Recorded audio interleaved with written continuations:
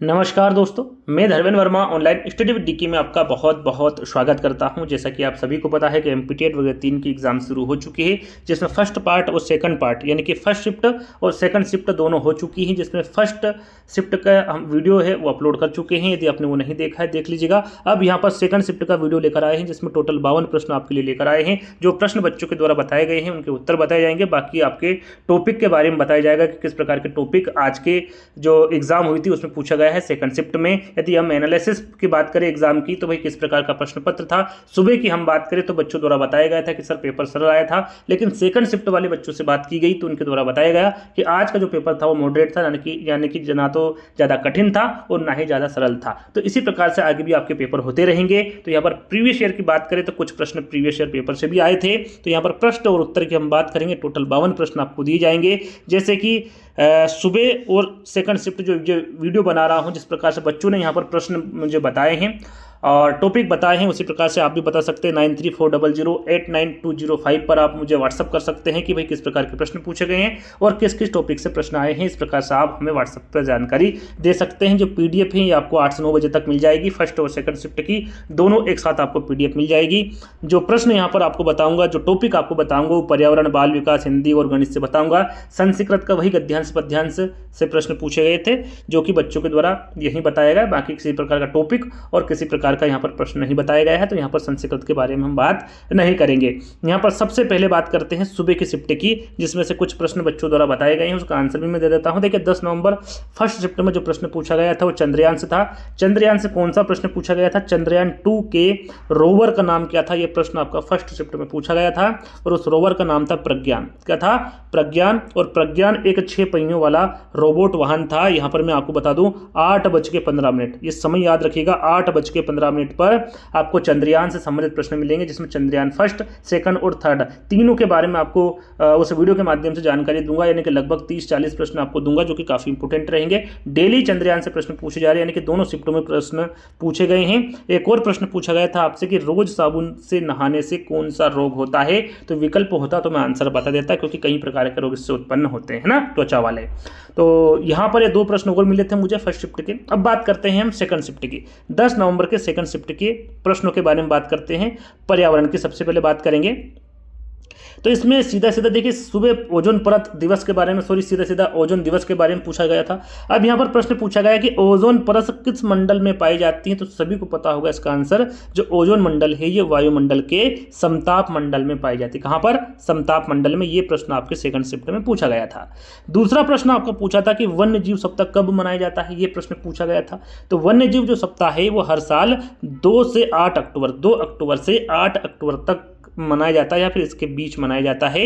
ये भी प्रश्न आपसे पूछा गया था। अब यहां से मैं टॉपिक बताऊंगा, क्योंकि बच्चों द्वारा बहुत ही कम प्रश्न बताए हैं। यदि आज आपका पेपर था सेकंड शिफ्ट में, तो आप कमेंट्स के माध्यम से बता सकते हैं। और सभी बच्चों से मैं आग्रह करूंगा कि एक बार कमेंट से चेक कर ले, कोई बच्चे यदि प्रश्न बता रहा है तो उनको भी पढ़ ले। वैसे तो मैं उन प्रश्नों को ले लूंगा अगले शिफ्ट में, लेकिन आप भी पढ़ लीजिएगा, है ना। तो जो प्रश्न पूछे गए थे टॉपिक से, वो है आपका जैव विविधता से प्रश्न पूछा गया था। आपका खेल से संबंधित प्रश्न पूछा गया था। एक बच्चे द्वारा बताया गया, कम से कम 2 प्रश्न पूछा गया। शायद एक आईपीएल से भी प्रश्न पूछा गया था आपसे, है ना। अवार्ड से संबंधित प्रश्न पूछा गया था आपसे। चंद्रयान से संबंधित यहाँ पर प्रश्न पूछा गया, जैसा कि मैं आपको बता रहा हूँ। 8:15 पर आपको वीडियो मिल जाएगी, जिसमें इस प्रकार के प्रश्न मिलेंगे कि आगे यदि चंद्रयान से प्रश्न पूछे तो उसमें से कहीं नहीं जाएंगे। आवास से संबंधित प्रश्न पूछा गया था आपका। भोजन से पूछा गया था।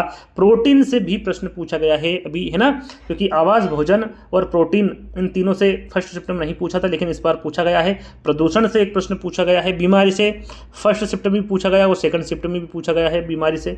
अब कौन सी बीमारी इसका मुझे मालूम नहीं है। वन्य जीव से प्रश्न पूछा गया था आपका, है ना। अंतरिक्ष से डेली प्रश्न पूछा जा रहा है, यानी कि फर्स्ट शिफ्ट में भी पूछा है और सेकंड में भी पूछा है। सौर मंडल से भी आज आपका प्रश्न पूछा गया है सेकंड शिफ्ट में। अब हिंदी की हम बात करें तो हिंदी में पूछा गया है, जो गद्यांश और पद्यांश की हम बात करें तो उसमें आपका अलंकार हो गया, यानी उसी में से पूछा जाता है। आपका जो व्याकरण है वो, है ना, अलग से नहीं पूछी जाती है। तो अलंकार से संबंधित पूछा गया। हिंदी का जो प्रश्न पत्र था वो कैसा आया था? तो हिंदी का तो सरल ही बता रहे थे, ज़्यादा टफ नहीं बता रहे थे। पेडागोजी थोड़ा सोच समझ के आपको हल करना पड़ेगी। जो अभी प्रश्न आ रहे हैं उसके बारे में बता रहा हूं, तो सोच समझ के हल करिएगा तो हो जाएगा, है ना। गद्यांश और पद्यांश तो आते ही हैं। संधि से एक प्रश्न पूछा गया था। नीरज का संधि विच्छेद पूछा गया था, पर्वत शब्द का विलोम शब्द पूछा गया था, प्रत्यय से संबंधित प्रश्न पूछा था, विलोम आपका पूछा था, समास से, समाज नहीं है समास है ना, समास से प्रश्न पूछा गया था, मुहावरा एक पूछा गया था, वही व्याकरण, यानी कहने का मतलब जो गद्यान पद्यान से उसी में व्याकरण दी गई थी, उसी में से मुहावरा पूछा गया था, है ना। यहाँ एक्स्ट्रा किसी भी प्रकार का कोई प्रश्न नहीं पूछा गया था। उपसर्ग से पूछा गया था। और यहाँ पर पेडागोजी की हम बात करें तो शिक्षण विधियों से संबंधित आपसे पूछे गए थे प्रश्न। साथ में भाषा से आपके फर्स्ट शिफ्ट में भी आया था और सेकंड शिफ्ट में भी भाषा से संबंधित प्रश्न पूछे जा रहे हैं, तो इस टॉपिक को अच्छे से कवर कर लीजिएगा। गणित की हम बात करें, इसके बाद बाल विकास के बारे में बताऊंगा।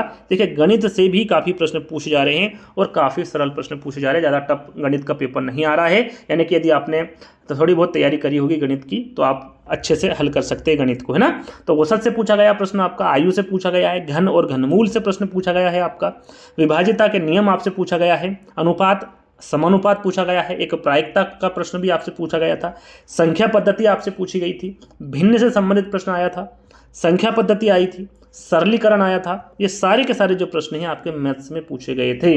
अब बात करते हैं बाल विकास की।